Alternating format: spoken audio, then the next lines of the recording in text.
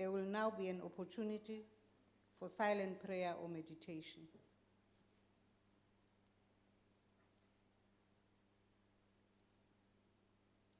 Please be seated.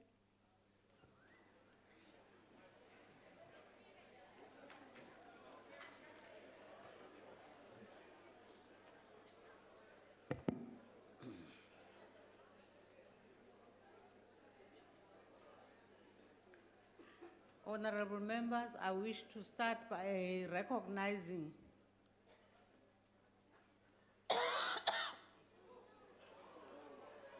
I would like to recognize a whole lot of young women who are with us today in response to the campaign to take a child to work, whereby the girl children have been following and shadowing some of the honorable members.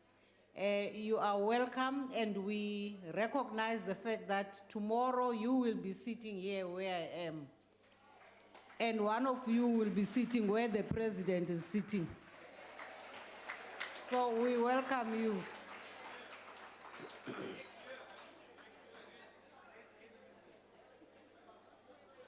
The secretary will read the first order of the day.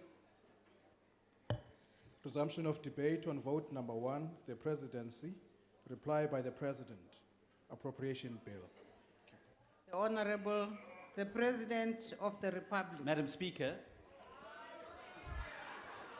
What is the issue, Honorable Madam Speaker, Steenhuisen? I'd like to address you in terms of Rule 92.2, if I may. At the commencement of yesterday's proceedings, I was promised a cigar. It hasn't arrived yet, and I certainly hope that the delivery from the President is going to improve significantly. I hope so. Maybe the President will address that matter. The Honorable the President.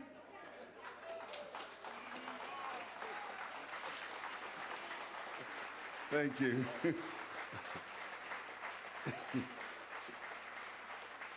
Thank you. Thank you.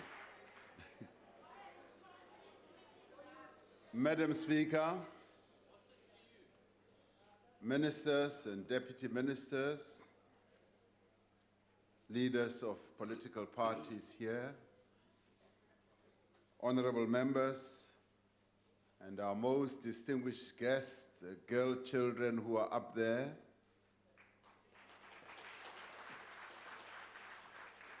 as well as Mr. J. Garth T., the Minister of Railways from the Republic of Ghana,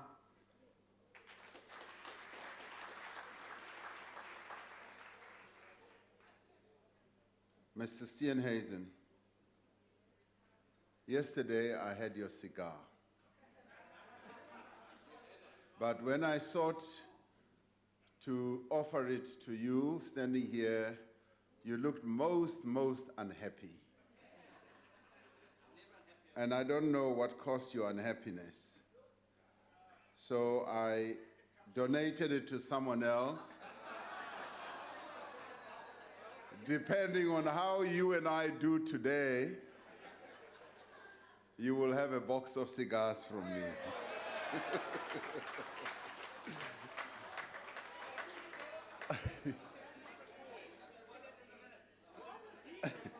Madam Speaker, I wish to extend my gratitude to all the honorable members who participated in the debate on the budget vote of the presidency, vote 1.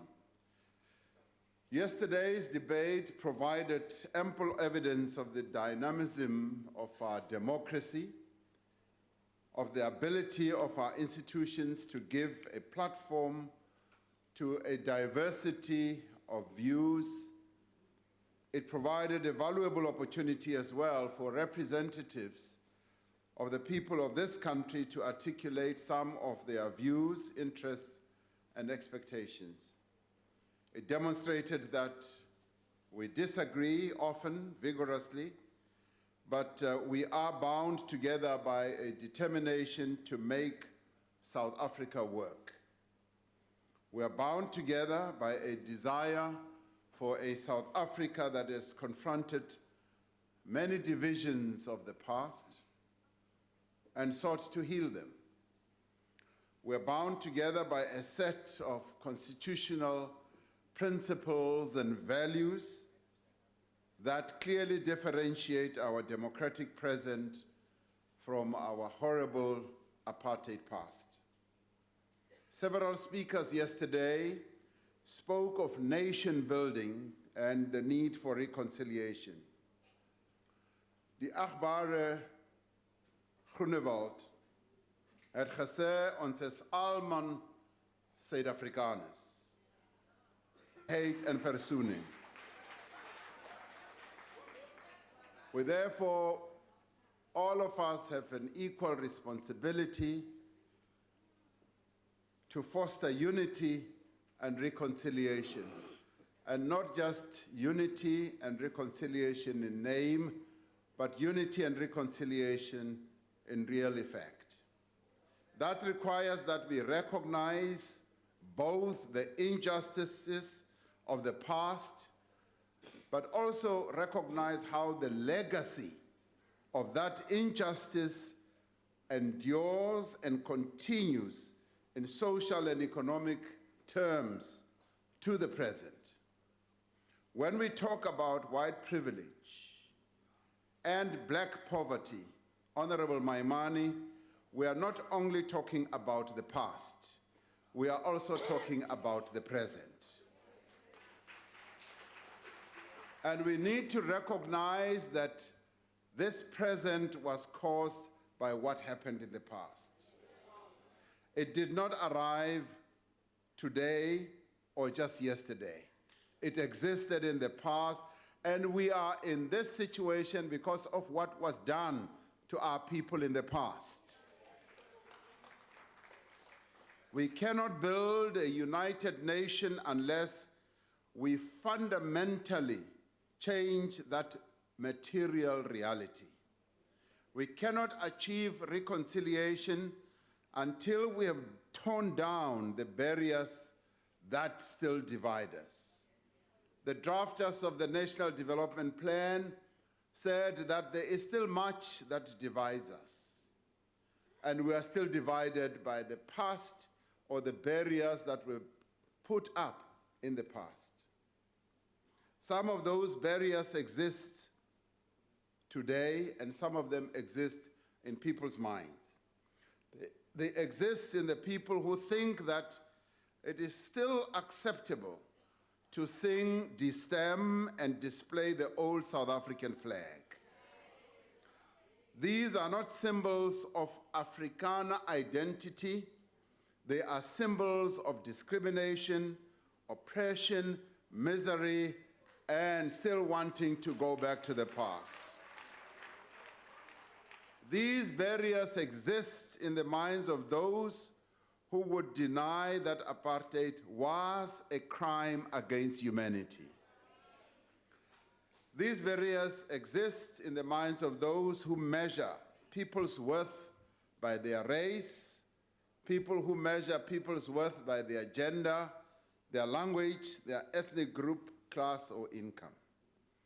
These barriers also exist in the landscape of our country between those who live in the rural areas and those who live in the urban areas, and those who live in the former homelands and those who live in cities and towns, between those who live on the periphery of those who live in the center of things. And these barriers exist in people's daily conditions of life, between those who have jobs and those who are unemployed, between those who are skilled and those who do not have skills, and between those who have assets and those who have no assets at all.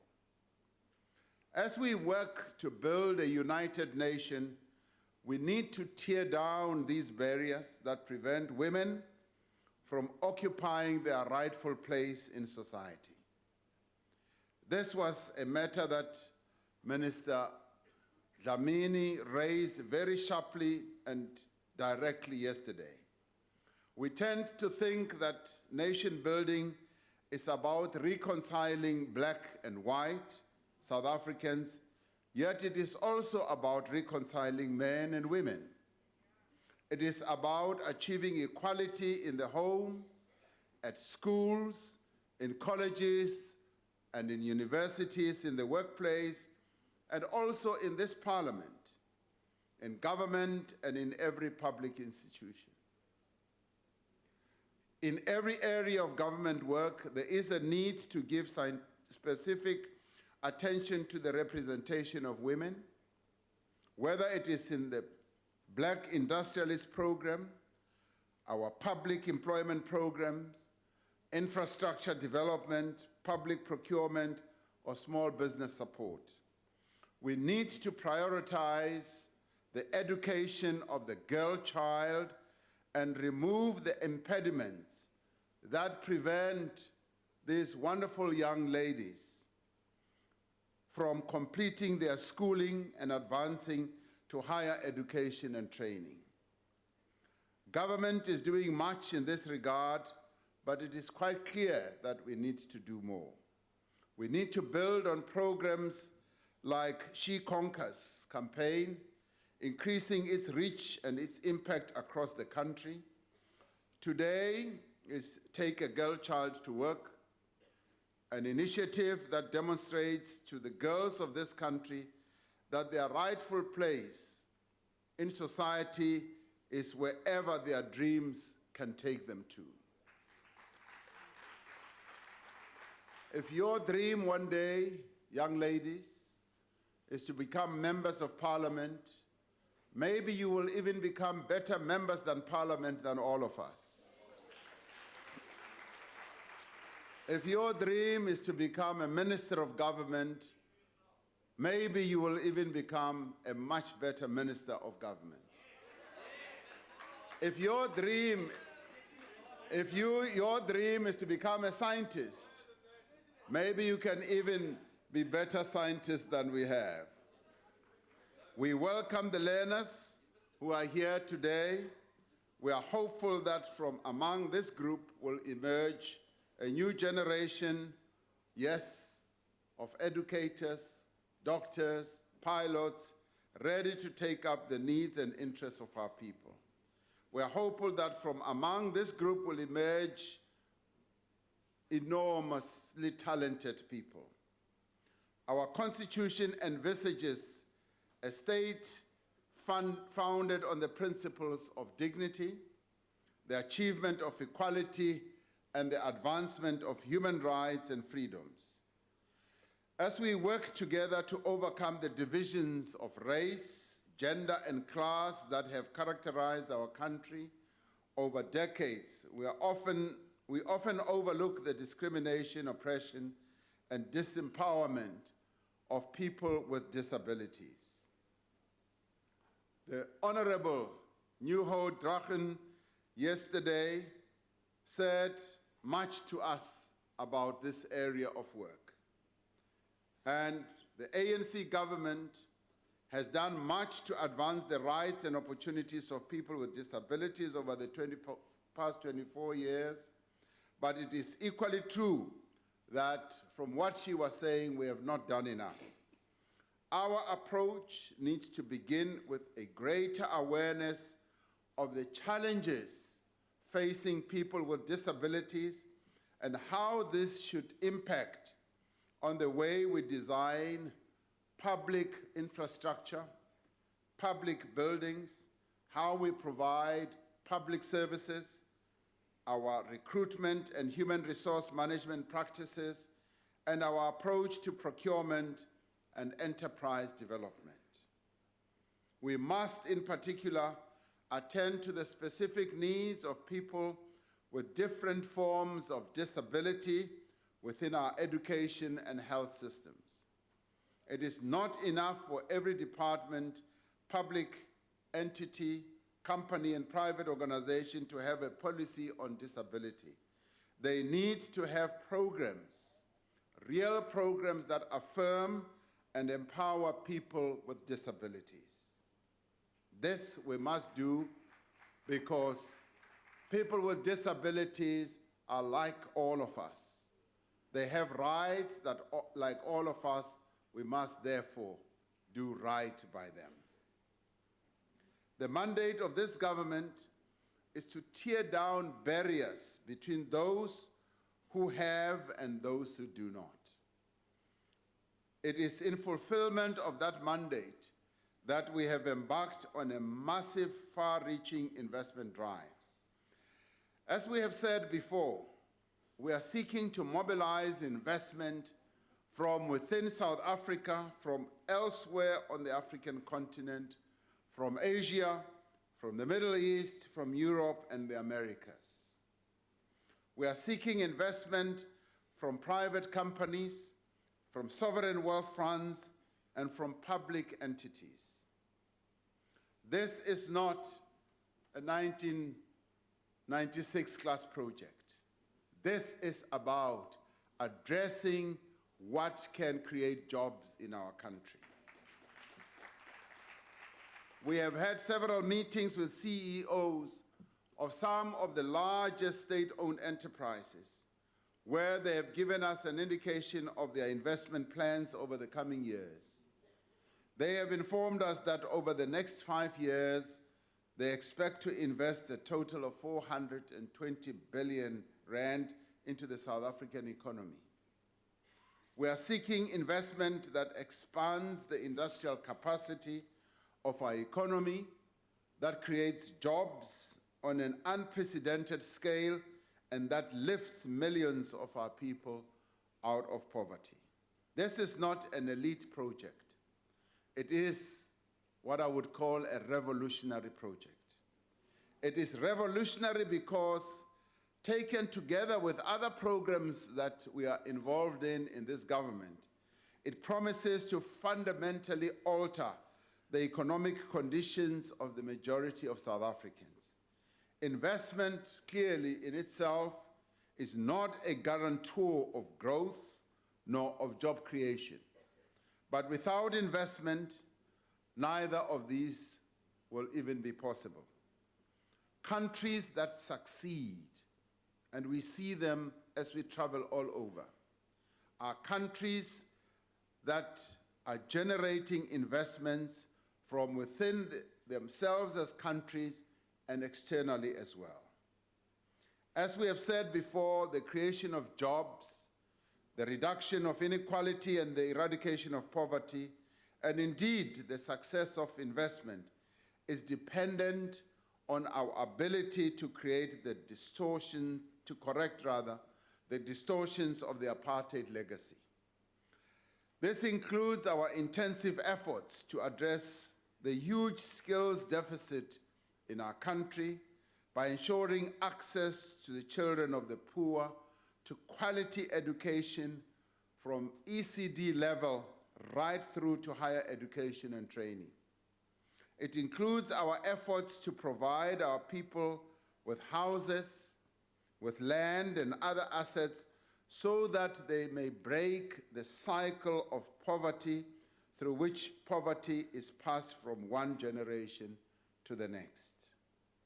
Land reform is therefore fundamental to the eradication of poverty. It is fundamental to restoring the dignity of all South Africans, to foster reconciliation and to forge national unity. It is for this reason that this government, guided by the resolutions of the 54th National Conference of the governing party, is undertaking measures to accelerate the redistribution of land, the extension of security of tenure, the provision of agricultural support, and the redress of spatial inequality. We need to unlock the economic potential of this country's land. If ownership, tenure, and the use of this country's land remains restricted to a small minority, as it is today, we will never realize the contribution it can make to the growth and development of our economy. If poor people cannot own property, the most prized possession of any household is a house or a piece of land property. And if they cannot own a property and live close to the economic centers of our towns and cities, the cost of living will forever remain as high as the cost of looking for a job. That is why we must use every means at our disposal to make this happen. We have no other choice, and in fact, on our side, it is a historic duty and responsibility to restore the imbalances of the past. That is why we will not relent in our determination to use, yes, expropriation without compensation as one of the mechanisms to effect land reform. We do so understanding that expropriation without compensation is not an end in itself, but a means to an end. As we must therefore use it, we must therefore use it in a manner that advances the objectives of meaningful, radical, and sustainable land redistribution. Madam Speaker, during the debate yesterday, both the Honorable Maimane and Honorable Malema introduced into this House a figure that is known as a straw man. The dictionary definition of a straw man is an intentionally misrepresented proposition that is set up because it is easier to defeat than an opponent's real argument. The Ramaphosa definition of a straw man is a fake policy conjured up by a desperate party in order to make a false claim. Both Honorable Maimane and Honorable Malema have sought to misrepresent the position of the ANC on the issue of expropriation of land. However, if you go through the resolutions of the ANC's 54th conference, its January 8th statement, the State of the Nation address, replies to questions in this House and recommendations of the ANC's recent land workshop, there is a clear and consistent thread. We will not be diverted from the path we are on. We will not shy away from engaging in debate. We will engage, we will consult, and we will seek to build consensus. But we will not compromise on our determination to resolve the land question in this country once and for all. You are therefore invited to join us in this effort to make sure that the decisions that are taken are decisions that are owned by the people of this country.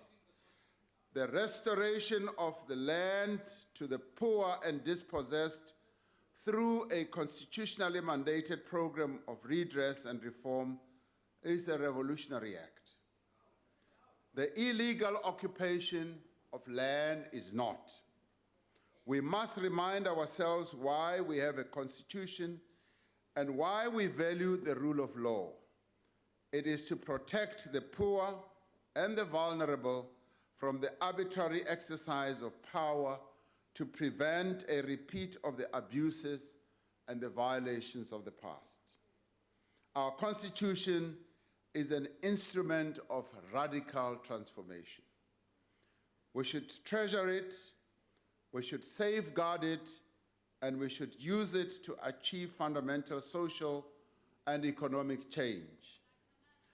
A number of speakers also, Madam Speaker, touched on the crucial issue of governance and the need to build a capable and developmental state.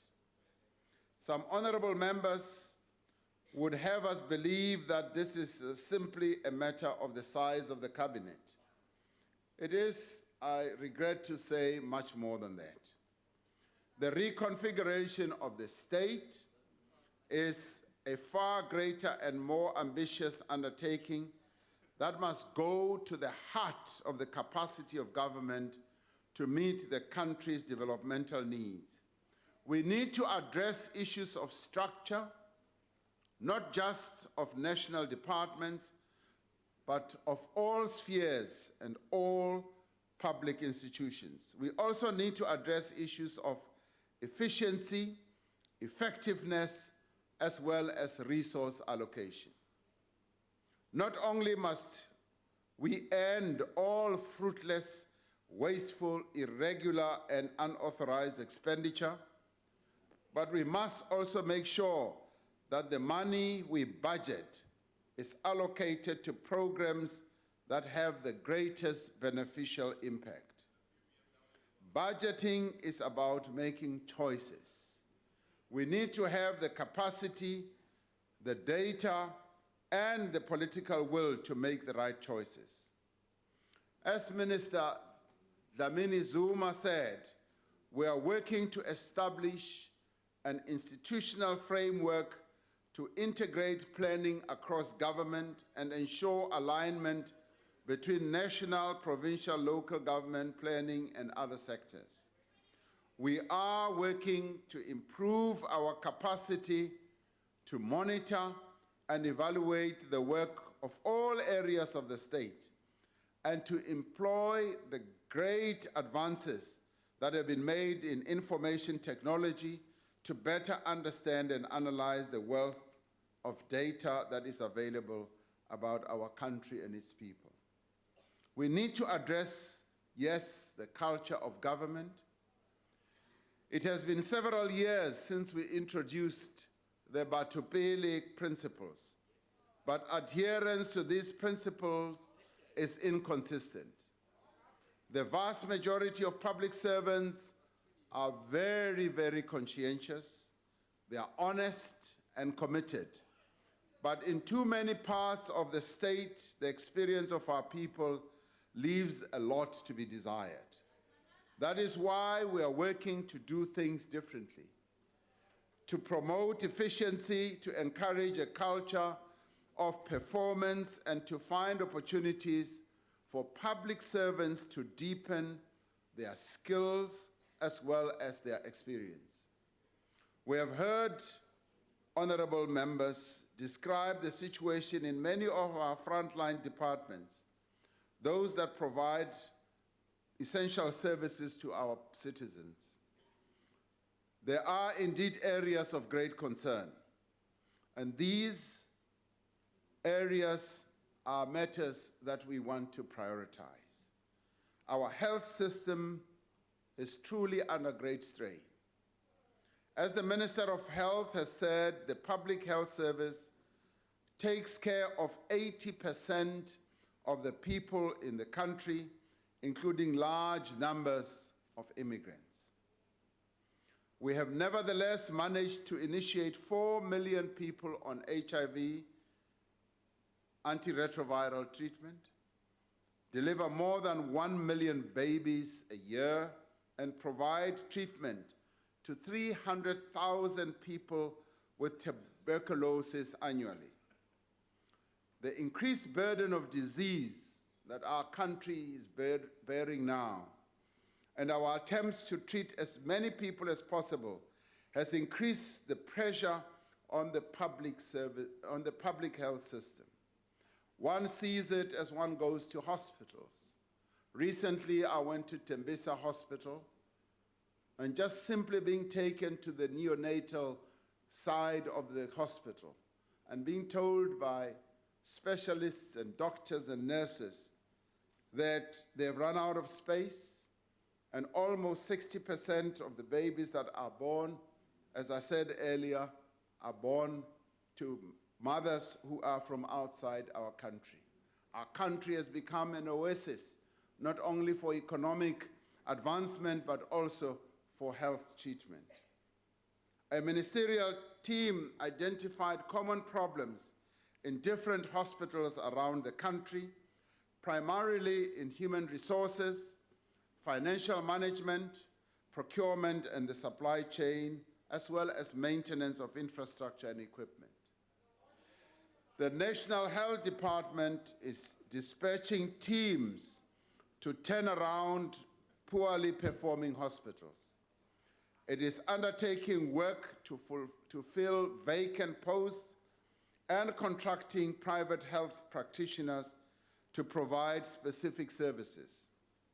To reduce the burden of disease and therefore the pressure on clinics and hospitals, we are in the process of strengthening community-based health services.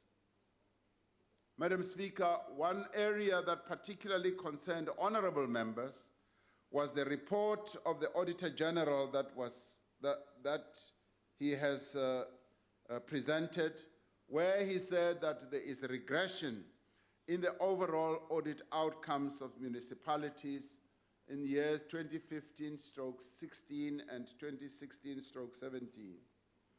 This reinforces the observation we made yesterday that there has been an increase in the number of municipalities that are in dire state. The Department of Cooperative Governance and the National Treasury have begun working together on a structured and coordinated approach to support financially distressed and dysfunctional municipalities. Working together with provinces, their joint response focuses on 3 of the 5 pillars of the Back to Basics initiative, namely institutional and administrative capacity, good governance, and sound financial management. Municipalities are being supported to implement robust improvement plans, which will be monitored closely by the departments. The departments are working to address the reality that, truth be told, some municipalities are failing at effectively delivering services, billing for services, and collecting revenue that is due.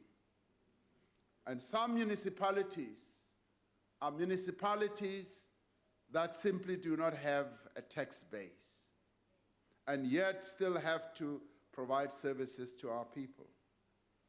A simplified revenue plan is being implemented to improve revenue management, reduce municipal consumer debt, and enhance municipalities' revenue collection potential.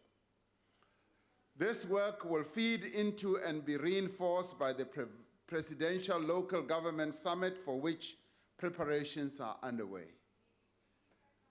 Honorable members, several speakers yesterday also raised the issue of violence and crime, which continues to deny our people the peace and the security that they deserve as citizens of our country, a peace they need and indeed demand. As we indicated yesterday, we have made several important appointments to strengthen police management, including the appointment of a new Divisional Commissioner for Crime and Intelligence, and yesterday, a new head of the Hawks. It is hoped that these critical appointments will strengthen the criminal justice cluster, and the police will be able to infiltrate syndicates and arrest syndicate members, particularly those who are involved in organized crime and those who are now perpetrating these cash heists all the time. The Minister of Police has instructed the police management to conduct preventative crime intelligence-driven operations in dealing with serious and violent crimes such as armed robberies, cash heists, and murders.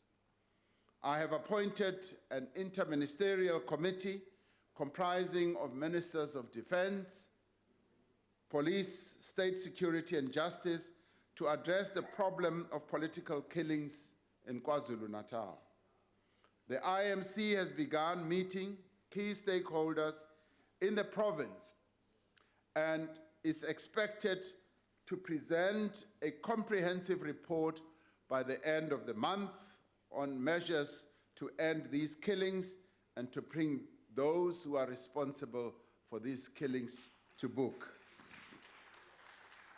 From all these contributions yesterday, Madam Speaker, even from among the doubters, it is clear that we have entered a new era. It is a new era that holds much promise for renewal, growth, and transformation, but it will only succeed if we all work together to make it a true reality. It will only succeed if we put aside our narrow interests and pursue the shared future that the people of this country desire. Ons is almal Suid-Afrikaners, wat hierdie land saam moet bou. Sisonke sifanele ukuthi sakhe iNingizimu Afrika. We are all South Africans and we have a common responsibility. I wish to conclude by expressing my gratitude to ministers in the Presidency, Minister Dlamini Zuma and Dlamini, as well as the DG, Dr. Cassius Lubisi, Acting DDG Busani Ngaweni, my advisors, Secretariat members, staff, directors, protectors, for enabling me to do this work. Lastly, and it is a pity that Honorable Malema is not here, I wish to thank my family and my wife especially, and to inform Honorable Malema,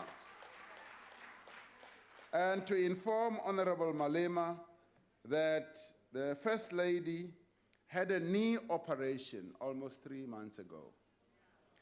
And she had a knee operation called arthroplasty, something like that. She has not been able to walk properly for the past 3 months.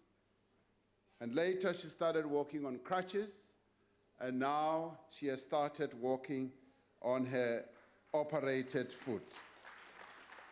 So, Honorable Malema, there is nothing wrong. She has just not been well.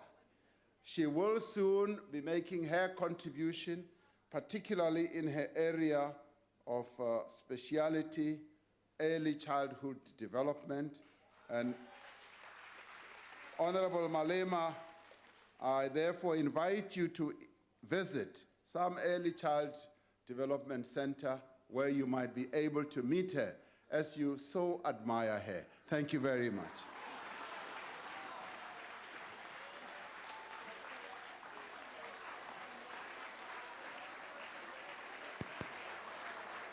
I thank the President. The Secretary will read the last order of the day. Debate on Africa Day, the legacy of Mr. Nelson Mandela in building a better Africa and a better world. Madam Speaker. Yes, Honorable Steenhuisen. Madam Speaker, I take it was a case of close but no cigar. Well, it sounds like it was quite close. I call on the Minister in the Presidency for Planning, Monitoring and Evaluation. Thank you, Madam Speaker. President of the Republic, His Excellency Cyril Ramaphosa, honorable members, I'm honored to speak before you on this special day, on Africa Day. It was indeed on the 25th of May, 1963, when 32 free African countries came together to establish the Organization of African Unity, which was transformed to the African Union, launched in Durban in 2002. Madam Speaker, long before the cross-Atlantic slave trade, the partitioning of Africa in Berlin, and colonialism, Africa had its own kingdoms, states, and civilization.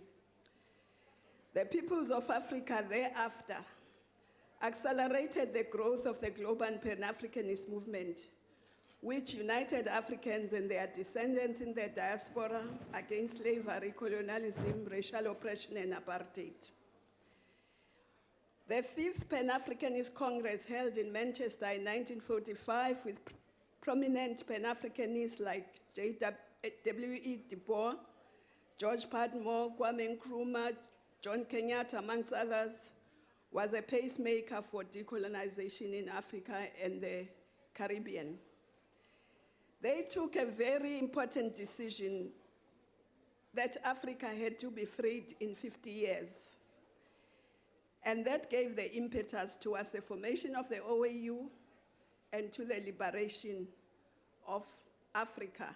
And indeed, South Africa was the last within that 50 years. Thanks to their efforts, Africa today is free except Western Sahara. Apartheid and colonialism did a lot also to damage our mindsets, our self-esteem, besides our freedom. I want to quote from Steve Biko about this matter. I quote, "In an effort to destroy completely the structures that have been built upon an African society and to impose the imperialism with an unnerving totality, the colonialists were not satisfied with merely holding people in their grip and empty the native brain of all form and content. They turned to the past of the oppressed people and distorted it, disfigured and destroyed it. No longer was reference to African culture. It became barbarism. Africa was the dark continent. Religious practices and customs were referred to as superstition. No wonder the African child learns to hate his heritage in his school today. A people without a positive history is like a vehicle without an engine. They always live in the shadow of a more successful society." And I just wanted to quote this because it's important for our children to have a mindset that believes in themselves and not believe that colonialism was an advantage as we are told. Madam Speaker, it was indeed in Ethiopia where President Mandela first received his military training and received his first pistol. He was trained by the Ethiopian army, and we must acknowledge that South Africa's history is very intertwined with that of Ethiopia, with that of the continent. Honorable Speaker, it was Malume Julius Nyerere who was at the forefront of the OAU and the Liberation Committee, which was tasked to end apartheid and all forms of colonialism on the continent, who said in 1997, after the end of apartheid in Namibia and South Africa, I quote, "My generation led Africa to political freedom. The current generation of leaders and peoples of Africa must pick up the flickering torch of African freedom, refuel it with their enthusiasm and determination, and carry it forward." Close quote. Indeed, this generation has picked up the torch through their Agenda 2063, adopted in 2014, representing the aspirations of all Africans and certainly South African hopes of men, women, young and old. Madam Speaker, Africa has a huge potential. It is a huge continent, and indeed sometimes the map does not do justice to it. We can fit in the landmass of Africa, Western Europe, China, United States, India, and there will be still space for Japan and a few islands. Our oceanic space is even larger, 3 times that of our size. The African rainforest is the biggest, second to the Amazon, and it is the second biggest lung of the world. We are endowed with both diversity and abundance of living things. A quarter of the world's mammals live in Africa. We have 60% of world's uncultivated arable land. Its forest resources cover for 23% of its land. We have plenty of mineral resources: platinum, diamonds, gold, chromium, bauxite, uranium, and almost a third of our countries have oil and gas. So Africa is rich, but Africans are poor. That's the paradox, Mr. President, that we must resolve, of poor Africans and a rich Africa. Indeed, this generation is in the process of creating a united, prosperous, and peaceful Africa driven by its citizens and playing a dynamic role in the international arena through the implementation of Agenda 2063. Our development trajectory in South Africa as part of Africa is very intertwined with the development and prosperity of our continent. South Africa is committed, obviously, to seeing Africa as a whole become one of the best continents. Seeing that we are celebrating this Africa Day under the theme of Madiba and centenary of Albertina Sisulu, I just want to quote from Madiba. I quote, "Africa, more than any other continent, has had to contend with the consequences of conquest in a denial of its own role in history, including the denial that its people had the capacity to bring about change and progress. Today, the world knows better. The mist that obscured our vision has been uplifted." Indeed, Africa is on the rise, Mr. President and Madam Speaker. It has had sustained growth of 5% for over a decade.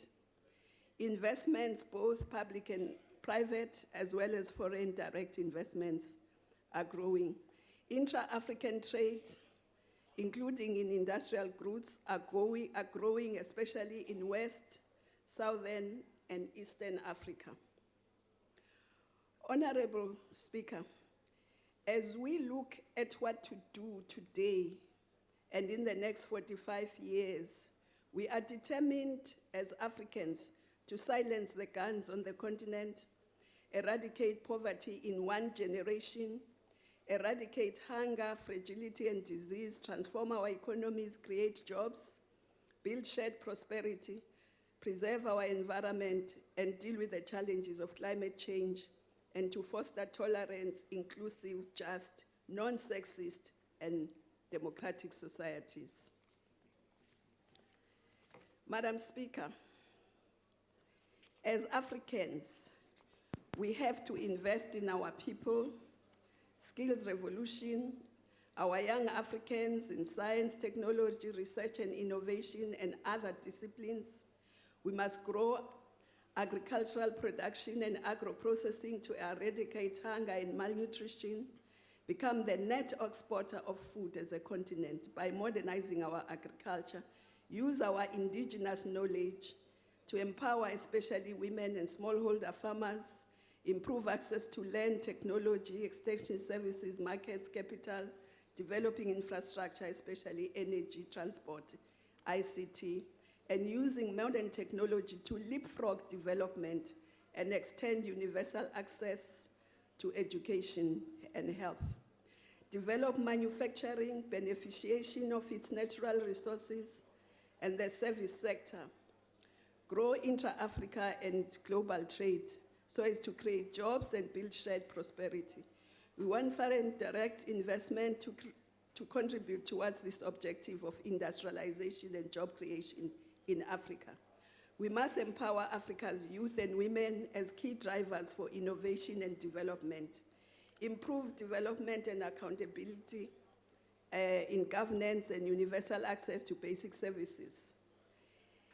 We must integrate the continent through infrastructure, including transport, regional energy pools, as well as continental free trade.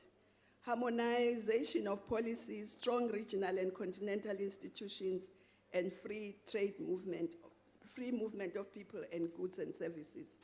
We are very happy that indeed the Continental Free-Trade has been launched, the free movement of people and the African passport has been launched, amongst other things. These priorities are critical to the social and economic transformation of Africa, to the building of the continent as an integrated, people-centered, prosperous, that is at peace with itself and take its rightful place in the world.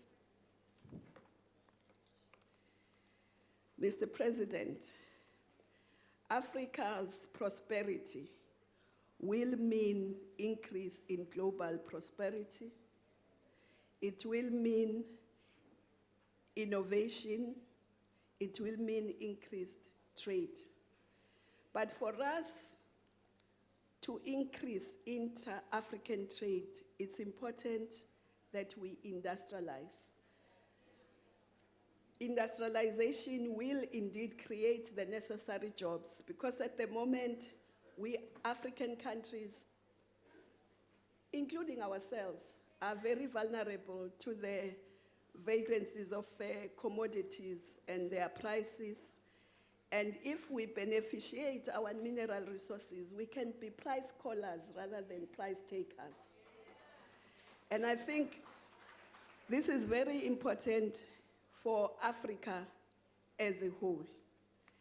And therefore, Madam Speaker, as we celebrate Africa Day and the 55th anniversary of the founding of the African Union, we must look back, but most importantly, carry the torch of a prosperous, peaceful Africa and South Africa forward with determination and courage.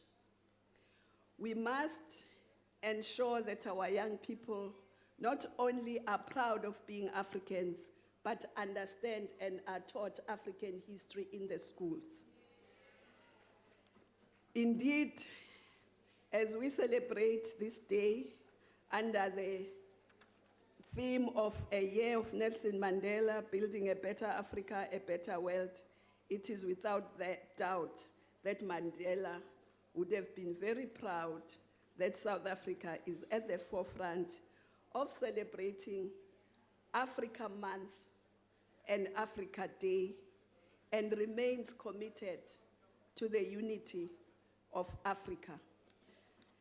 Our forebearers taught us unity, solidarity, and indeed, we must look at how South Africa relates to the rest of Africa and to the rest of Africans who live in Africa, in South Africa. Just as we, you know, Mr. President, when I lived in Ethiopia, when there was that horrible incident here, the Ethiopians said, well, South Africans are doing this to our Ethiopians in South Africa.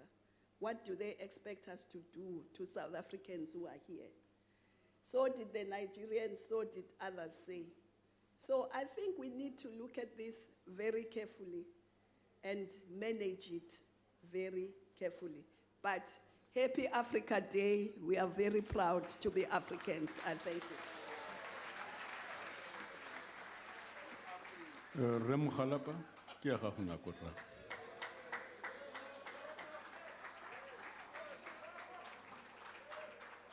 Thank you very much, Deputy Speaker. As Africans, we are celebrating the 55th anniversary of the formation of the African Union. We salute our founding fathers, including Kwame Nkrumah, Julius Nyerere, Modibo Keita, who had all a vision of a prosperous, peaceful, developed continent of Africa. It is still a dream and vision we all aspire to. As Kwame Nkrumah said, and I quote, "I'm not an African because I was born in Africa, but because Africa was born in me," I close quote. On the other hand, it is also the 70th anniversary of the Universal Declaration of Human Rights, an historic document that still today calls on Africa to rise and reach its own destiny, and to declare that human rights will be at the center of African identity.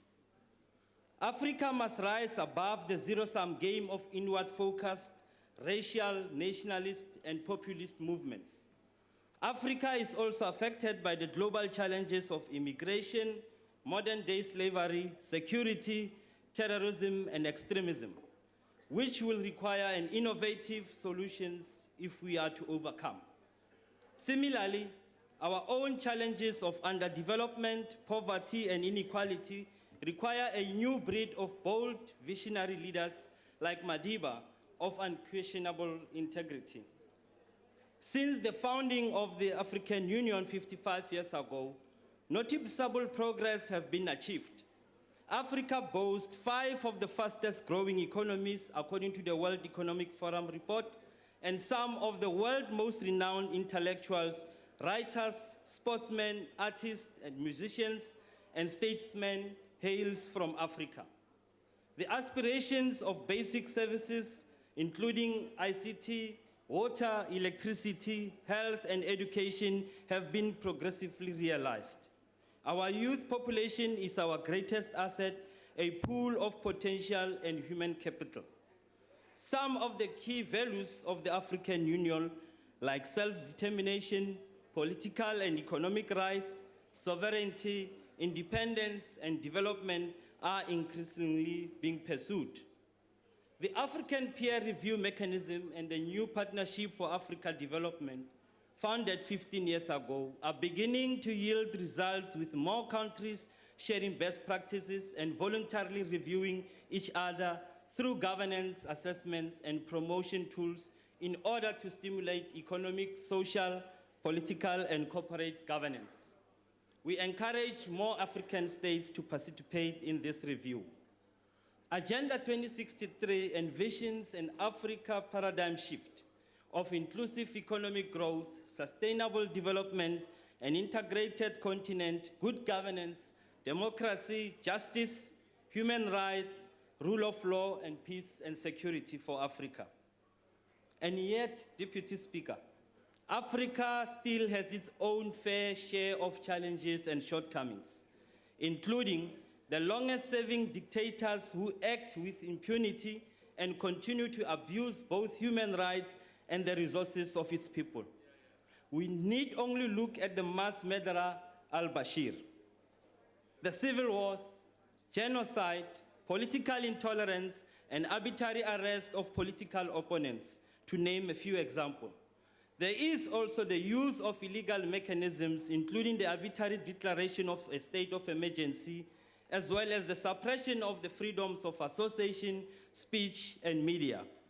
We have witnessed the amendments of the constitutions to allow leaders to stay on in power, as recently was done in Burundi and Rwanda. A significant concern is also the democracy deficit due to the rigging of elections and circumventing the will of the people, leading to violence and displacement of people. This is against the principles espoused by the African Charter on Elections, Democracy, and Good Governance. For Africa to reach its full potential, it must unlock its intra-Africa trade, which remains low. The finalization of the African Continental Free-Trade area is long overdue. It requires political will and decisive action on trade barriers and the infrastructure backlog. The African Union member states must respect international institutions like the International Criminal Court by remaining members of the Rome Statute to ensure justice for human rights atrocities. The African Court of Justice and the African Human Rights Commission needs to be strengthened and made independent in order to fulfill their mandates free from political pressure. As Africa transforms itself into the next generation, we must respond to the globalized digital era. We must ensure democratization through free and fair elections, as well as good economic and political governance to ensure development and self-sustainability if we are to drive our own destiny. As I conclude, Deputy Speaker, As we celebrate the centenary of Madiba's legacy of building a better Africa and a better world by vehemently fighting for democracy, freedom, justice, racial equality, and reconciliation, we need to strengthen our resolve to make human rights the guiding principle of our foreign policy. Africa will be liberated through its young lions who recognize that their destiny is in their own hands and not in the psychological trap of the past, whether colonial, slavery, imperial, nor in the hands of liberation parties who have lost their vision and run out of ideas. The future is in the liberation of Africa through the values of democracy, the rule of law, the free market economy, human rights, political freedoms, and the fight against corruption. This will ensure that we achieve the Africa we want, of which Kwame Nkrumah declared, Africa is one continent, one people, and one nation, with African solutions for our African challenges. Africa rise. I thank you. Honorable Mkhuleko Hlengwa. Thank you, my Honorable Deputy Speaker. Honorable Minister Dlamini Zuma correctly pointed out that children in schools and so on are being taught to hate Africa and so on and so forth. But I put it to the minister and actually in agreeing with her that those that hate us are not those who are not us, but we hate ourselves. How do we reconcile the fact that former President Mohlante over the weekend called traditional leaders tin pot dictators? Does in this he include Nkosi Luthuli?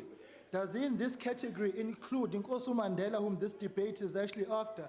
Does in this include those traditional leaders whom the ANC asked to be patrons in 1912?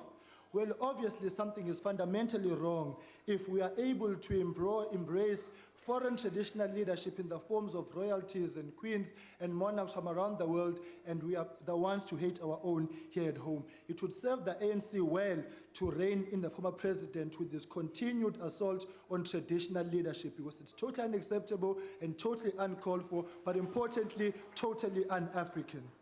At the outset, Honorable Deputy Speaker, let me congratulate the IFP on a resounding victory in the Mtotwa by-election yesterday in Ward 4, where the IFP took a ward from the ANC. It is indeed a good day for democracy and a good day for African democracy, to say the least. Today marks an auspicious occasion in which I would like to celebrate more than just our beautiful continent, our melting pot of culture and diversity, but more importantly, our youth, our science and our ability to be leaders in innovation.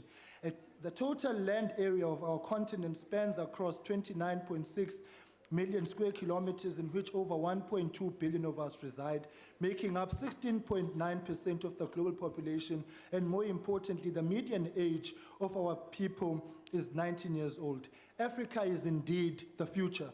We must begin to look at Africa through the lens of the future.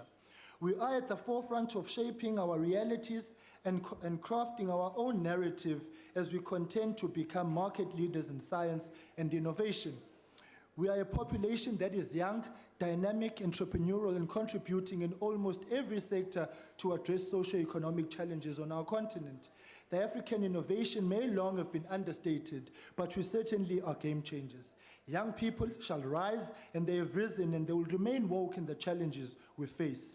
We, the African youth, will rise through adversity and will remain resolute. We, the African youth, will no longer accept mediocrity and will no longer tolerate a wholesale grab of our brand as a continent by others who try to make us feel inferior. According to the latest African Economic Outlook, more people are starting businesses in Africa than in Latin America and other countries. 20% of the new African entrepreneurs are introducing new products and services in Africa. In all of this, Africa is alive with possibility, and at the forefront of that possibility is young people. So on this Africa Day, let us say youth to the front and make sure that we give the youth proper education, build infrastructure, create jobs, and build an Africa that is going to the future and not an Africa of the past. I thank you.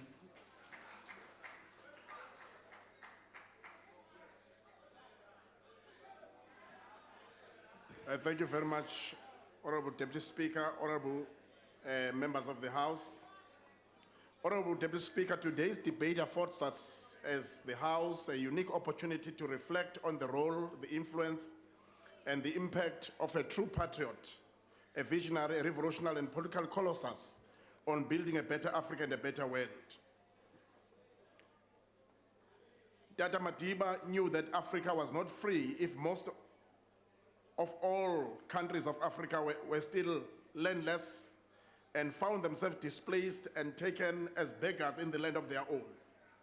Nelson Mandela knew that without property ownership and land ownership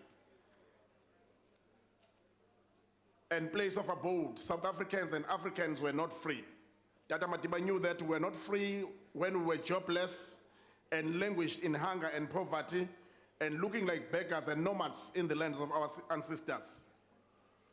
But like Dr. Julius Nyerere, he taught us that we need to help ourselves, as Dr. Julius Nyerere taught us the philosophy of self-help and self-reliance. Madiba taught us, South Africans and Africans, that we have to be bold to die for what we believe in. Like Dr. Martin Luther King, he said, quote, "If a man is not prepared to die for what he believes in, is not fit to live," unquote. And Dr. Martin Luther King again once said, "A man has not begun to live if he lives within the confines of his own individual, but has started to live if he lives for other people." As we celebrate Africa Day, we are reminded of the fact that more than 500 million peoples of the world, and those in Africa and those in diaspora, are languishing in poverty and unemployment. More than 70% of the people in sub-Saharan Africa are still confronted with HIV/AIDS scourge. We see several demonstrations in South Africa, in the East, and in Latin American countries. We see conflict and wars around the world, and I'm sure Madiba wouldn't have loved this. And the HIV/AIDS pandemic and poverty still plague Africa. Yet Madiba fought for a better Africa and a better world. Africa has land, has mineral resources, energy, gas, yet most of the countries of Africa die of hunger and poverty and diseases like malaria. Today we sit here, Honorable Deputy Speaker, the Auditor General in the report has said that more than 45 billion is reported irregular, fruitless, and wasteful expenditure in the 2017-2018 financial year. Yet we have so many people who are homeless, poor, jobless, and have no roads, water, and electricity.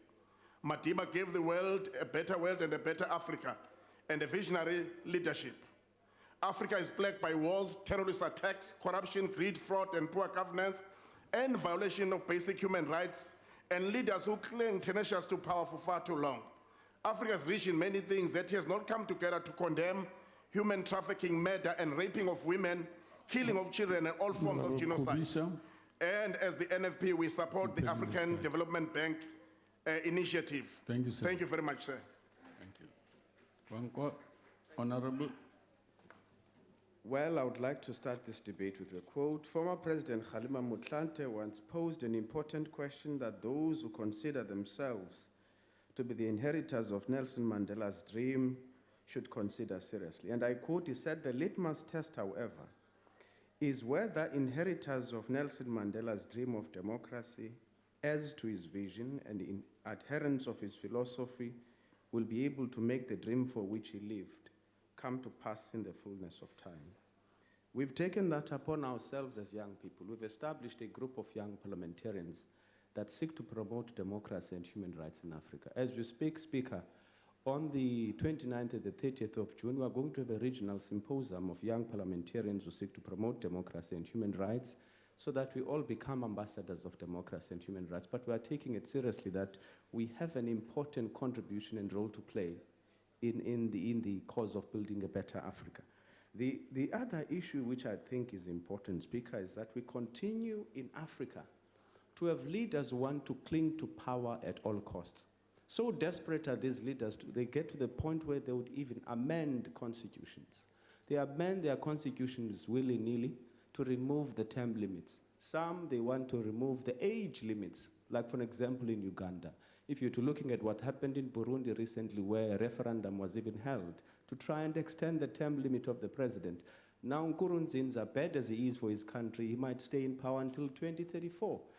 The other problem is that look at the Democratic Republic of Congo. The Democratic Republic of Congo. That chap there, Kabila, I'm sorry, I have no respect for him, continues to treat people with utter disdain, very repressive, killing them. Recently, he even shot at the Catholic Church, shot tear gas into churches, shot at demonstrators who were demonstrating and marching peacefully.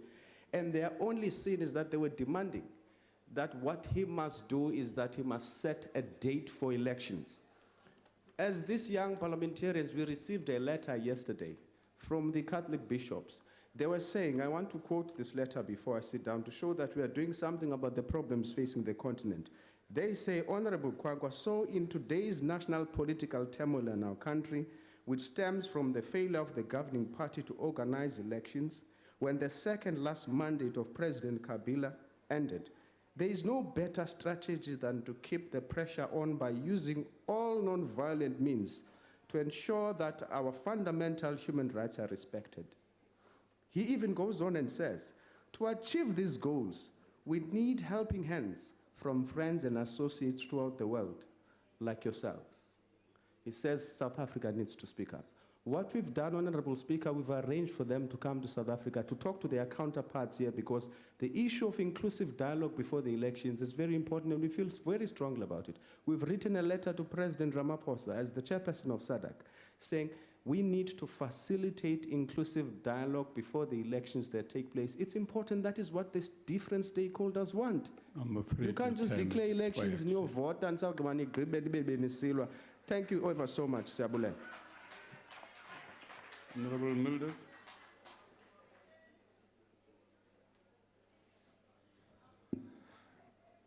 Honorable Speaker, Honorable Deputy Speaker, colleagues, I think the electorate should start off by taking note today that the economic freedom fighters who are quick to make a lot of noise in this House are boycotting the debate on Africa Day today. Why are they not in the House? Why are they not participating in this debate?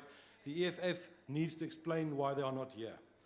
Honourable Chairperson, last week during the debate on Home Affairs, the Honourable Chauke from the ANC made the following point. I was in the discussion and I pointed out when I returned to South Africa from Europe how pleasantly I was treated at the airport when I went through with my passport in comparison to what I experienced in a certain country in Europe.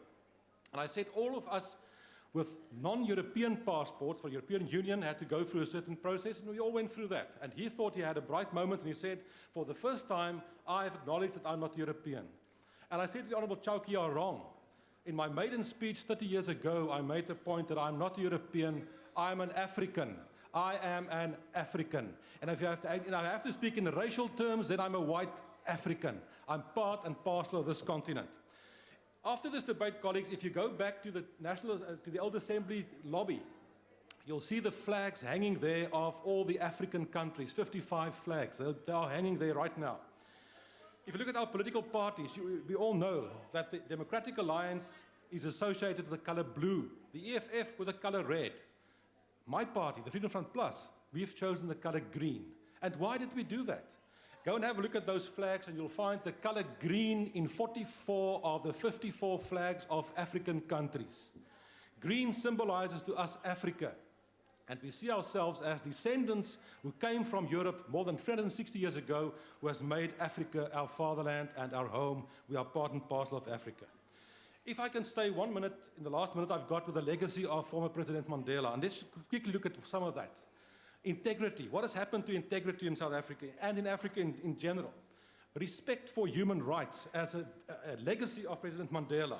President Mandela was prepared to stand up against the government of General Sani Abacha in Nigeria and to express his outrage when they executed Ken Saro-Wiwa, the well-known Nigerian writer. What about President Mandela's respect for the law, for the rule of law? He was prepared when he was subpoenaed to go to the court and did what he did. He did not go and use money to stay out of court. What happened in terms of President Mandela's plight and his absolute point of view with regard to non-racialism? We cannot allow people in South Africa to drive a racial agenda from any side. We should take further the whole concept of non-racialism and make a success of that. We are committed to South Africa. We are committed to Africa. We are Africans, and we take the hands of our fellow Africans, and we'll make a success of that. Thank you very much. Honorable Carter. Thank you, Chairperson. Chairperson, as I start, I think of a song by one of our local bands, the Southern Gypsy Queens. Africa is where my heart is. Africa is where my soul is. Africa is where I belong. Now, Chair, our transition to democracy in 1994 and the moral standing of Nelson Mandela bestowed upon us substantial moral authority in the world. It afforded us the ability to speak out about human rights abuses, abuses of power in world affairs, and the marginalization of the world's poor and vulnerable. In Africa, we spearheaded continental reforms, including the introduction of key institutions, the frameworks like the African Union, the Pan-African Parliament, the new Partnership for Africa's Development, and the African Peer Review Mechanism, all of which emphasized our then leading role in Africa as a whole and as an advocate for transparency, accountability, good governance, and responsible leadership. Now, Chairperson, South Africa had a tradition of advocating a worldview that hinged on the example that it set through its own actions.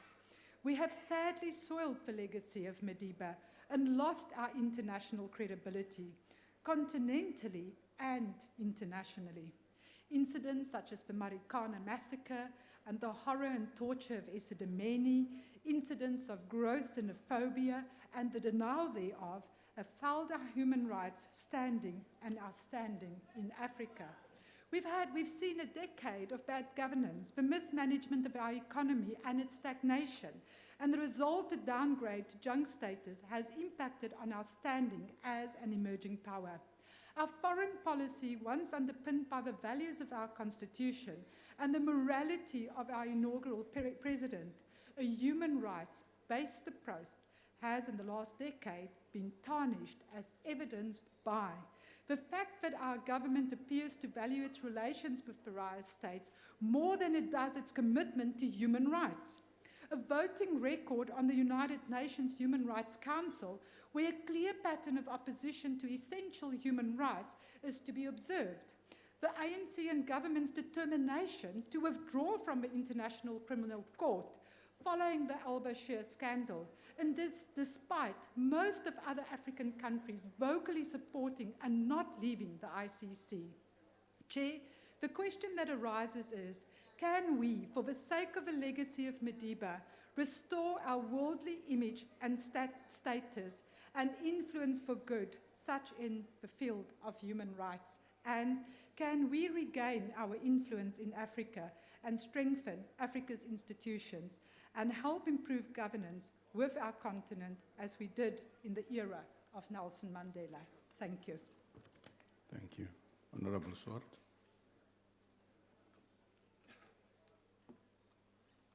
Thank you, Deputy Speaker. Deputy Speaker, the ACDP welcomes this Africa Day debate on the rich legacy that former President Mandela has left not only us, but also for Africa and the world. He said, "We understand it is still that there is no easy road to freedom. We know it well that none of us acting alone can achieve success. We must therefore act as a united people for national reconciliation, for nation building, for the birth of a new world. Let there be justice for all. Let there be peace for all. Let there be work, bread, water, and salt for all." And so through years of imprisonment and deprivation, he held fast to his hope and faith that South Africa would be free and could be, and there would be a better world, and of course included in that is a better Africa. His ultimate legacy is, however, the power of love. We can choose forgiveness over anger, courage over cowardice, but most of all, love over hate. And he most famously said, "No one is born hating another person because of the color of his skin. People must learn to hate, and if so, they can also learn to love." So what happened to this dream and vision, not only for Africa, but for South Africa? We see deep divisions, wars, corruption, terrorism in various African countries, but there are some great success stories. South Africa, however, as was indicated during the presidential debate, seems to be becoming more deeply polarized along race and class divides, fueled by popular rhetoric against a background of gross inequality, poverty, and inequality. The question we need to ask ourselves as responsible leaders in Africa is to quote a well-known band, a hip-hop band, the Black Eyed Peas, where is the love? And their lyrics is, if you only have love for your own race, then you only have space to discriminate. And to discriminate only generates hate. And there's a beautiful prayer, Father, Father, help us, send some guidance from above. Where is the love? And as a believer and as an African celebrating Africa Day today, I would urge all of us to lead the charge by saying, here is the love. No more xenophobic attacks on fellow Africans seeking refuge in our country. After all, Jesus commands us to love one another. He says, as I have loved you, so must you love one another.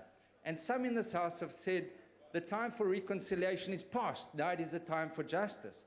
The ACDP believes that justice and restitution can and must play an important role. However, when it will always be for us that we need to have a ministry of reconciliation. First, man to God, and then man to man.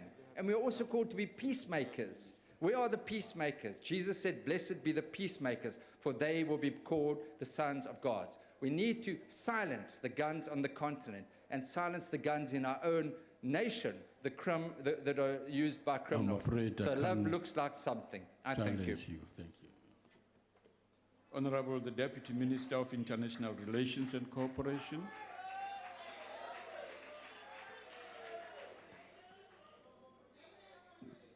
Thank you, Deputy Speaker.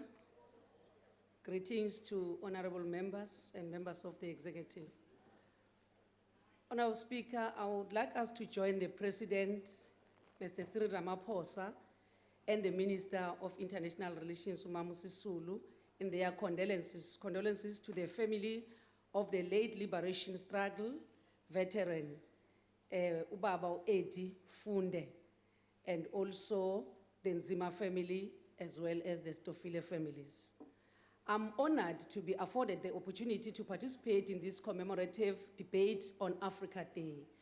I'm particularly pleased at the theme under which this discussion takes place, the year of Nelson Mandela, a better Africa and a better world, because it talks to the challenges that South Africa faces and Africa faces. I'm proud that today we can celebrate the gains of our struggle for liberation from Cape to Cairo. I share the view of Akwasi Aidu of Senegal when he said, Africa Day is like no other day because it symbolizes in a very practical way our collective spirit and search for unity and dignity. As we celebrate the centenary of Nelson Mandela, it is imperative that we remember that our own destiny and future can never be divorced from that of the continent. From Kwame Nkrumah in Ghana to our own son of the soil, Holy Hlahla, one can only marvel at the depth of wisdom and patriotism that these thought leaders expressed in their call for African renaissance, in calling for unity in diversity, peace, and tolerance. Deputy Speaker, our founding fathers of the Organization of African Unity, now AU, envisaged an African continent that is independent, united, peaceful, and prosperous. This vision was exemplified through the long struggle for liberation of the African continent. While the primary agenda of decolonialization has been realized with only Western Sahara still under the colonial occupation by Morocco, the continent is still lagging in terms of economic emancipation of the African child. We will continue to play our part in conflict resolution in those countries that are still plagued by pockets of instability and conflict. In addition, South Africa reaffirms its continued solidarity to assist the people of Western Sahara in pursuit of their alienable right to self-determination and decolonization. South Africa remains steadfast in its rejection of all acts of terrorism and extremism that have increasingly affected countries on our continent, contributing negatively on internal instability. It was anticipated that the readmission of Morocco into the AU would expedite the resolution of this dispute. However, the contrary prevails. To this end, we will continue to lobby all African Union members and the broader international community to expedite the resolution of the Sahrawi question. As South Africa will also continue with our conflict and mediation processes in South Sudan until we find lasting peace to Africa's youngest nation. As you may be aware, this year marks 30 years of the Battle of Quito-Quanavale, which Nelson Mandela regarded as a milestone in quest to end the tyranny and colonialism and apartheid. Our ionic leader, in reflecting on his impression on the Quito-Quanavale battle during his visit to Cuba on the occasion of the 38th celebration on the Moncada victory, he said, "I was in prison when I first heard of the massive assistance that the Cuban internationalist forces provided to the people of Angola on such a scale that one hesitated to believe. When the Angolans came under combined attack of South African CIA-financed and FNLA mercenaries, UNITA and Zairian troops in 1975.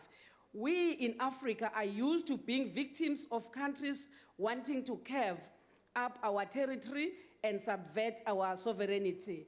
It is unparalleled in African history to have another people rise to the defense of one of us." Close quote.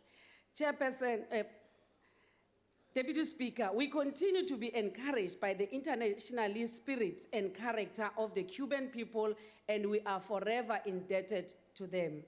We have presented our candidature, Deputy Speaker, to serve as Africa's rotational non-permanent member of the United Nations Security Council for the period 2019 to 2020. We are honored that the African Union has endorsed our candidature. We will use this seat to achieve Africa's goal. In carrying out the legacies of President Mandela and O.R. Tambo of democracy and equality, South Africa will also prioritize the transformation of the system of global governance based on Africa's common position, famously known as the Ezulwini Consensus, to make the system more responsive to the needs of the developing countries and ensure fair representation in global governance structures. The reform of the Security Council thus remains a recurrent, essential element of South Africa's overall effort to reform the United Nations in order to make it more broadly representative, efficient, and transparent, and thus further enhance its effectiveness and legitimacy. Deputy Speaker, in 2018, South Africa assumed the chair of the Southern African Development Community under the theme Partnering with the Private Sector in Developing Industry and Regional Value Chains. We will continue to focus on building our political and economic integration of SADC states. We will continue to strengthen peace, security, democracy, and development. It is also worth noting that the SADC accounts for the approximately 80% of our total trade with the continent. We welcome the adoption and launch of the Continental Free-Trade area in Kigali in March 2018, as well as the signing of the Kigali Declaration. The Kigali Declaration serves as a complementary political statement of unity in purpose, symbolizing a unified commitment to conclude the outstanding issues necessary for the operationalization of full implementation of the CFTA. As soon as we finalize the parliamentary approval process, South Africa stands ready to ratify. We hope that these issues are finalized timeously so that we may be in a position to sign the CFTA at the end of July 2018 in the African Union Summit in Mauritania. Deputy Speaker, South Africa joined the Brics formation to advance our foreign policy objectives that are predicted on leveraging our international agreement for domestic gains, promotion of African agenda, and the agenda for the global south. These objectives informs our continued participation in the forum in order to give effect to the centrality of Africa in our foreign policy through the BRICS. We hosted the 5th Brics Summit under the theme BRICS and Africa, Partnership for Development, Integration and Industrialization in eThekwini in 2013. We have again assumed the chairpersonship of BRICS from 1 January 2018 and will conclude the role on 31 December. We understand that our identity is not based on geographical composition and that our engagement with other formations must benefit the continent. Preparations are progressing very well for us to host the 10th Brics Summit, which will be held on 25 to 27 July 2018 under the theme BRICS in Africa, Collaboration for Inclusive Growth and Shared Prosperity in the 4th Industrial Revolution. Thus, this time underscores our commitment to Africa's development and prosperity. Honourable Speaker, South Africa has assumed the chair of the Indian Ocean Rim Association, IORA, in October 2017 and will continue until October 2019. It has agreed that we will lead this preeminent regional body linking Africa, the Middle East, Asia, and Australasia via Indian Ocean based on the elements of our theme of IORA, uniting the peoples of Africa, Asia, Australasia, and the Middle East through enhanced cooperation for peace, stability, and sustainable development. In collaboration with the new South African Secretary General of the Association, will further strengthen its work program, particularly the IORA Action Plan 2017 to 2021, which South Africa is championing to make the organization more outcome-oriented. Honourable Speaker, Africa remains home to some of the fastest growing economies in the world for 2018. This positive economic outlook provides only to drive investment to Africa, but also attracts investment for the continent. This approach is in line with the pronouncement of the President during the State of the Nation address to, among others, to host an investment summit during the year. Our department is firm in its belief that both public and private sectors from across the continent have an important role to play in this important initiative. That's why we are surprised, Honourable Deputy Speaker, if other people are saying the President has not realized his promise, yet preparations are underway for this summit. We also want to take this opportunity to send well wishes to the people of Zimbabwe, the Democratic Republic of Congo, and Madagascar on their upcoming elections. As such, all hands must be on deck to help us usher in a new dawn for the continent and be true to Madiba's counsel that South Africa cannot escape its African destiny. And all of us must also honor President Mandela's dream when he said, "I dream for an Africa which is in peace with itself." And I believe that all of us, because we lift up the name of Madiba, we need to join hands and make sure that his dream must not remain in vain. I thank you, Honourable Deputy Speaker. Rea leboga, Mem Haule. Before I call on the next speaker, I've been instructed by the shop steward of parliamentarians, the House Chairperson for members' interest, to give this message. It's important for the members that are booked for on SA Express flights that you will be contacted by the travel services to arrange alternate routing. This may involve longer travel times, but it is unavoidable as South African Express, SA Express, has been grounded by SACAA. I don't know what that means. Thank you. You know it better than I do. So, Honorable members, there shouldn't be any panic. I just wanted to pass this message. Thank you very much. Honorable Gallo.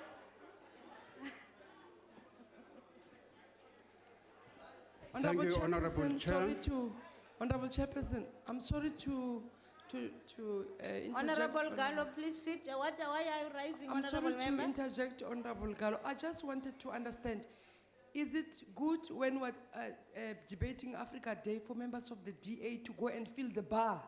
No. They're all in the bar. Honorable member, thank you very much. I'm not even... Order, honorable members, thank you very much. We are here to work, let's work. Continue, Honorable Gallo. Chairperson. Thank you, Honorable Chair. Chairperson, how Honorable does... Chairperson. Order. Babu Gallo, ngicela uhlale phasi. Mam Kata, angqale ngawe.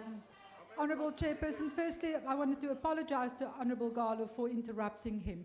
But I really think that you should rule on the matter. You cannot stand there and make allegation against any member for being in a bar. So therefore, I think it needs to be withdrawn.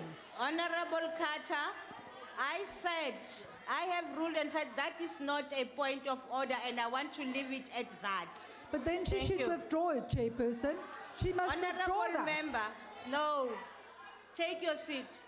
Thank you. Chairperson, so in future I can say that the minister Honorable is sitting Carter, in I'm the going pub. to switch off your mic. I asked you to sit down. Is it parliamentary, No, Chairperson? sorry, ma'am. I said it's not a point of order. That suffices. That's my ruling. If you want to challenge it, there are better ways to do it. Thank you. Yes, Honorable Van Dam. How does the honorable member know? Has she been there herself for a nip? Honorable members, can we please respect this house? To everybody. Order. Order. Honorable Point of members. order, Chair. Order. Babu Filtan, angisavumeli muntu ukukhuluma ngale ndaba engicede ukuyirula le. Ikati baninzi abantu bebeye ebharini. Thula baba, ngiyaqhubeka mina. Qhubeka Babu Gallo. Honorable Chair, the 1885 Berlin Conference, which balkanized the territorial integrity of the African continent, turned Africans into vagabonds and pariahs in their own land. When Kwame Nkrumah cautioned that, as I quote, colonialism and its attitudes die hard, like the attitudes of slavery, whose hangover still dominates behavior in certain parts of the Western Hemisphere. He was ravishing the remnants of the old order that refuses to dissipate. The land question conjures up this passage in South Africa. The African dream is pregnant with untold possibilities, and Africa is on the rise as the pulse of our creative spirit. The vision that President Nelson Mandela touted of gender parity is espoused in Rwanda. Rwanda has made great strides in breaking the cycles of grinding inequality and despair engulfing its women populace. It is ranked number 2 in the world on women participation in the workforce, topping countries such as Australia, South Africa, and the United States of America. Africa is not without challenges.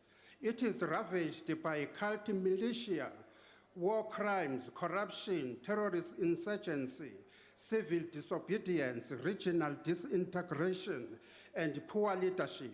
Just recently, we have seen Pierre Nkurunziza of Burundi unilaterally extending his term of office to 2034 through the so-called referendum.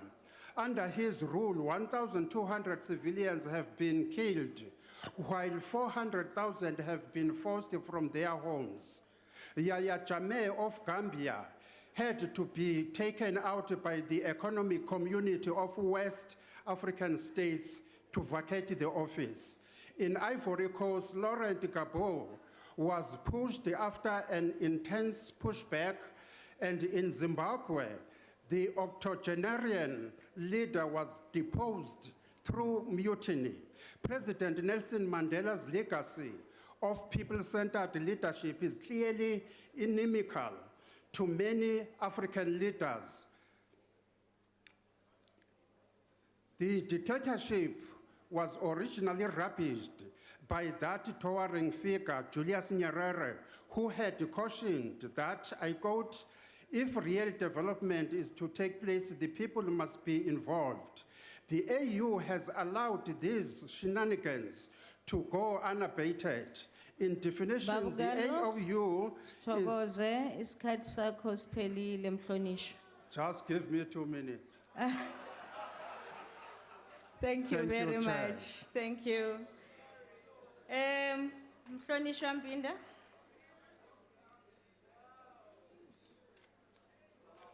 Hello. Happy birthday to me. Ah, Africa Day is a very important day in the history of Africa and its people. As lawmakers, we must strive for the correct historic narrative of the day.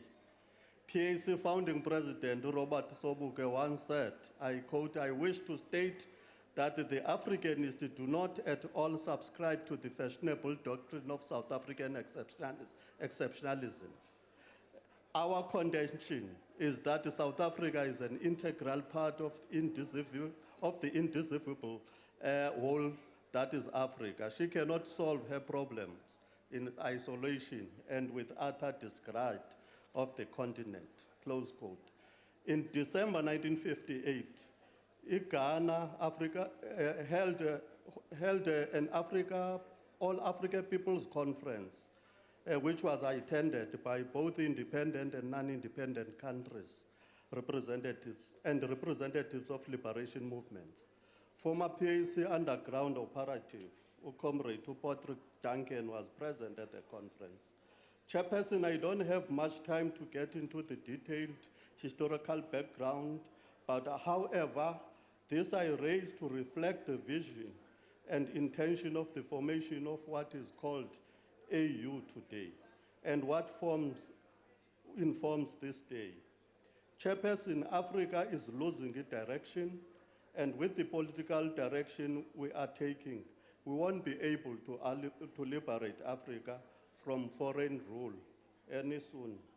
Kwame Nkrumah and other forefathers of this continent will turn in their graves to discover that the AOU, which is supposed to be at war with our colonizers, but now it is busy getting funding from the same European Union, World Bank, United Kingdom. Fellow Africans, are these not the same people funding rebels and creating instability across Africa, more especially in one of the richest regions in this continent, which is DRC? Member states are not paying their annual dues, reflecting the lack of seriousness from ourselves as Africans. As South Africa, we must play a leading role in funding of OAU. Almost 65 years since the formation of the AU, we will still find ourselves wanting in as far as building a continent, a coordinated continental economic system that will be in favor of the interest of the African people. On this note, EPAC will continue to call for the unification of the African continent. Sithokoze mhlonishwa. Olandelayo sobiza umama umhlonishwa uKhalian wakade.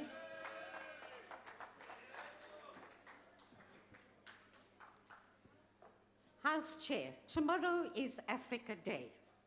But what does Africa have to celebrate? Thousands of Africans are dying in the sea in an attempt to seek a better life.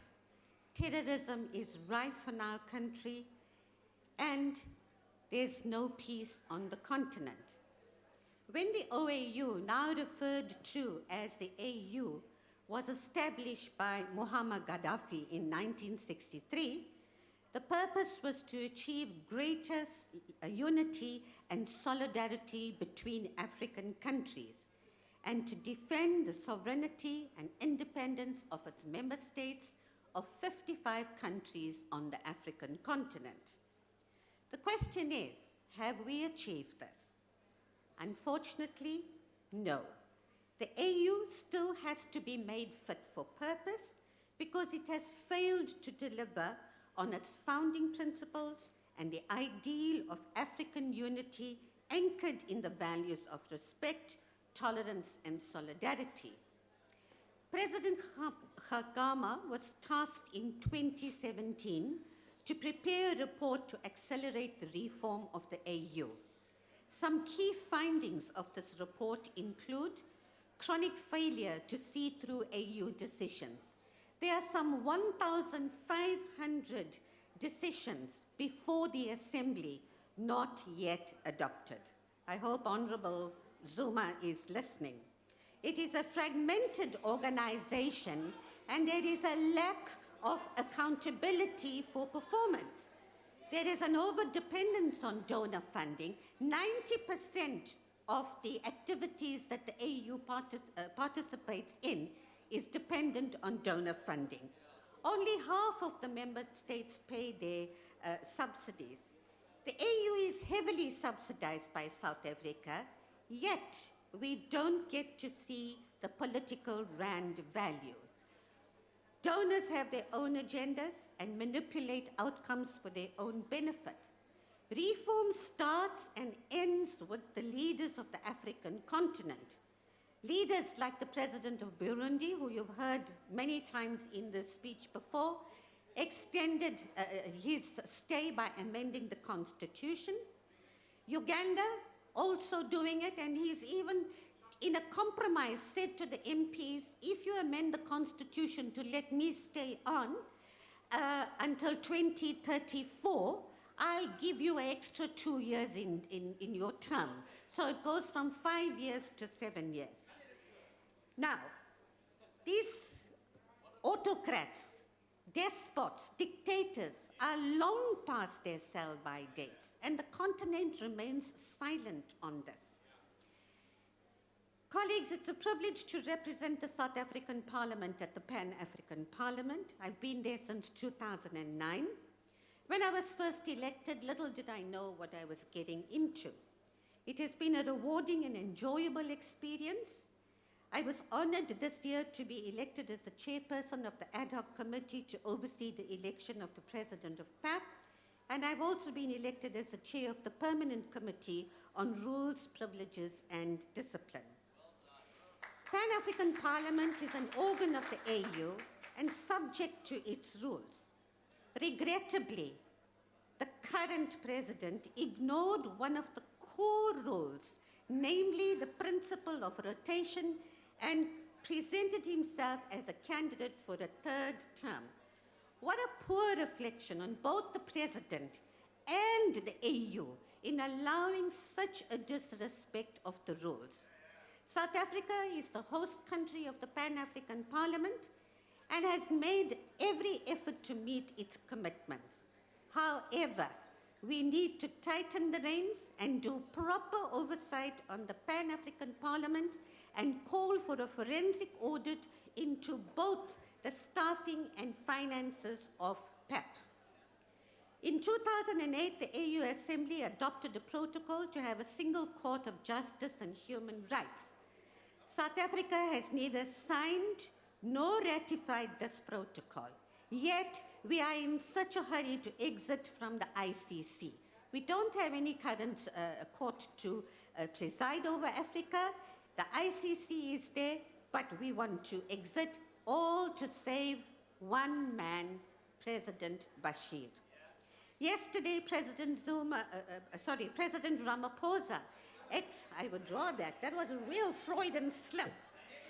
Yesterday, President Ramaphosa extolled the potential of Africa and how we should work towards improving the African Continental Free-Trade Agreement.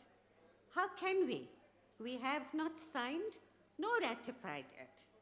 So, you made a great speech, sir, but it's all talk. Start by ratifying it, and then we can action on it. The African continent needs to have a serious debate on the impact of Brexit.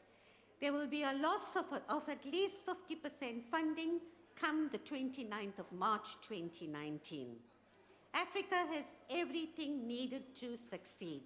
To fail Africa is unforgivable. Kellyan. Uma swaphela ngizokubiza umhlonishwa uMasango azoswaphelisa.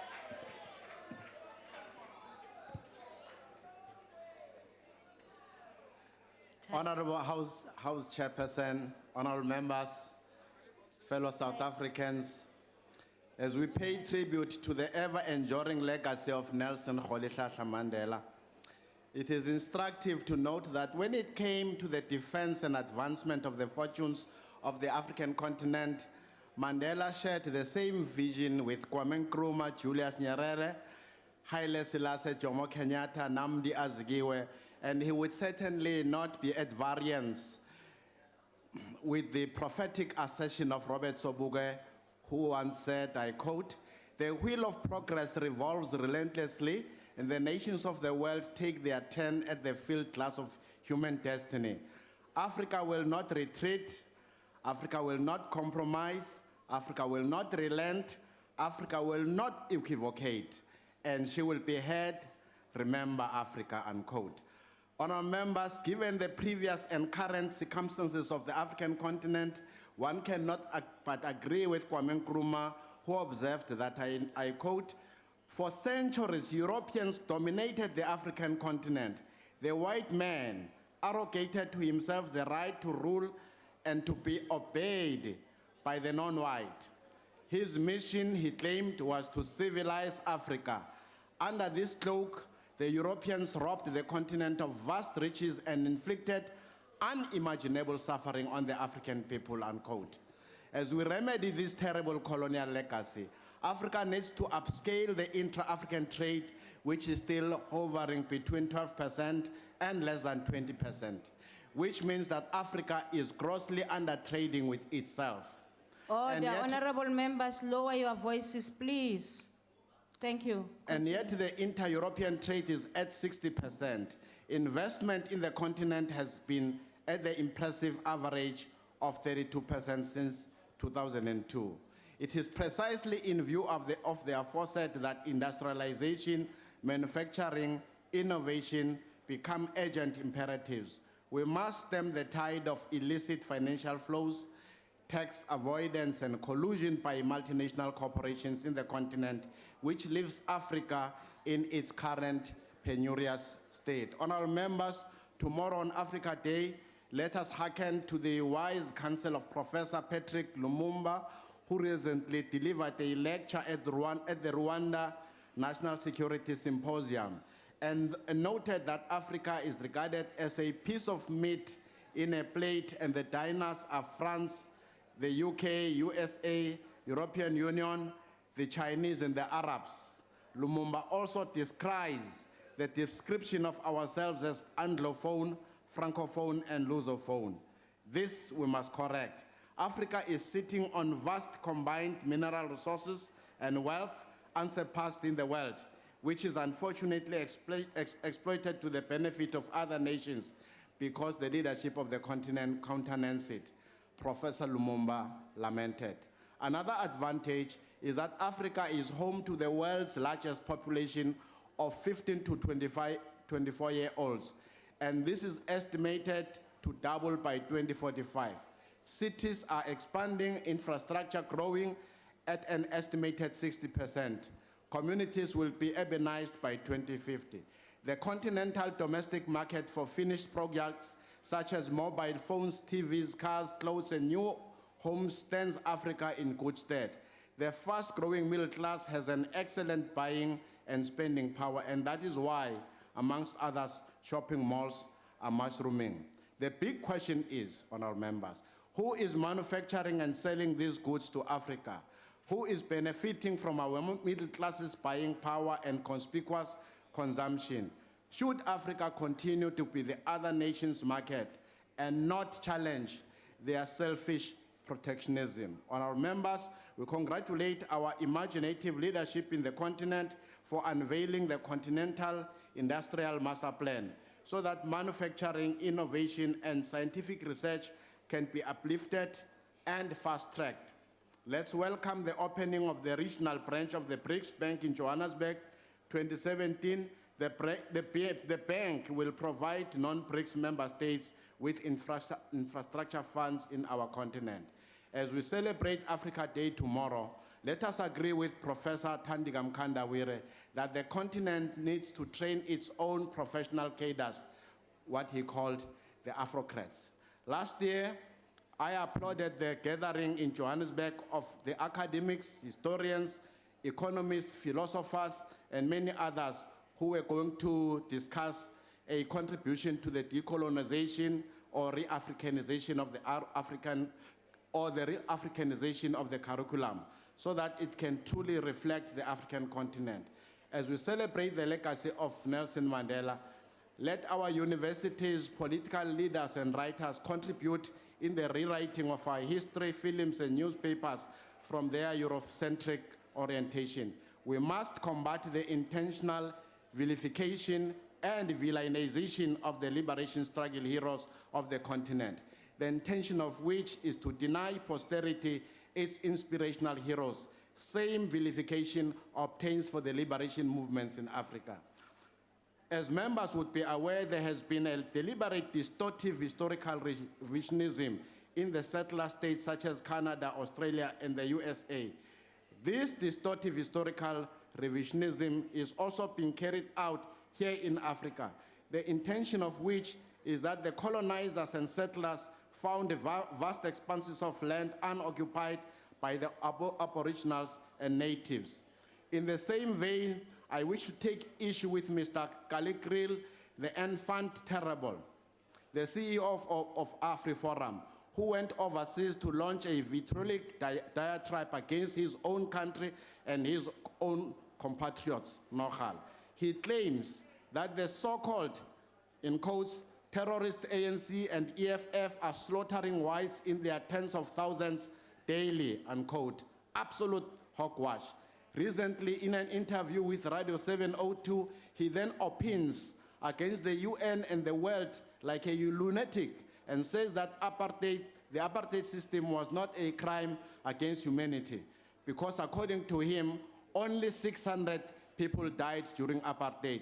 He must visit history records. As usual, the DA has not condemned Mr. Kriel for fanning racist fires in our country as they did with Helen Zille, who tried to sanitize colonialism, slavery and apartheid.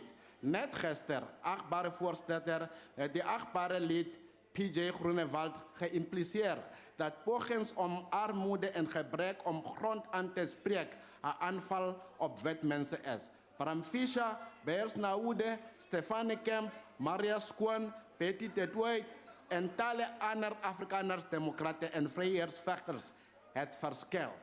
Deze trotse Afrikaans sprekende wet Zuid-Afrikaners verschil ook. Hulle verstaan dat vrijheid ondeelbaar is. Hulle verstaan dat een mens is een mens door andere mensen. Umuntu ngabantu. De vrijheid van zwart mensen is een voorwaarde voor de vrijheid van wit mensen. Daarom kan de vrijheid van zwart mensen nooit een aanval op wit mensen wees nie. En de bevrijding van Palestina is niet een aanval op Israëli's nie. Bram Fischer quoted Paul Kruger in his speech from the dock and said, "With confidence we lay our case before the whole world. Whether we win or die, freedom will rise in Africa like the sun from the morning clouds."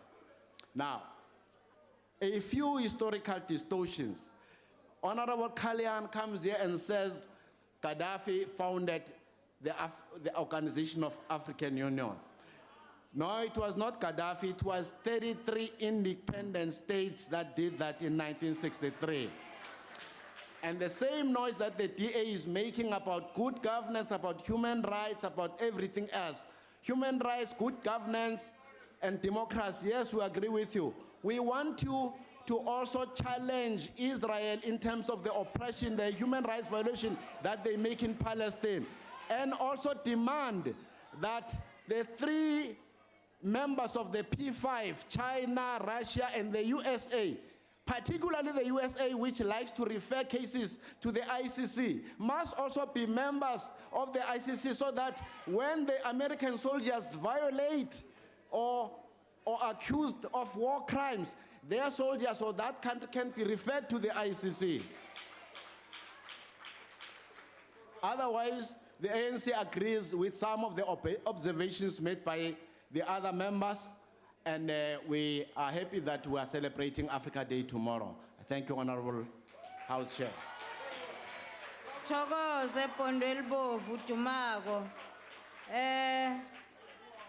Bahlonishwa ma-Afrika amahle. Sifike emaphethelweni omsebenzi wethu wanamhlanje. Indlu ingaphakama. Sithokoze.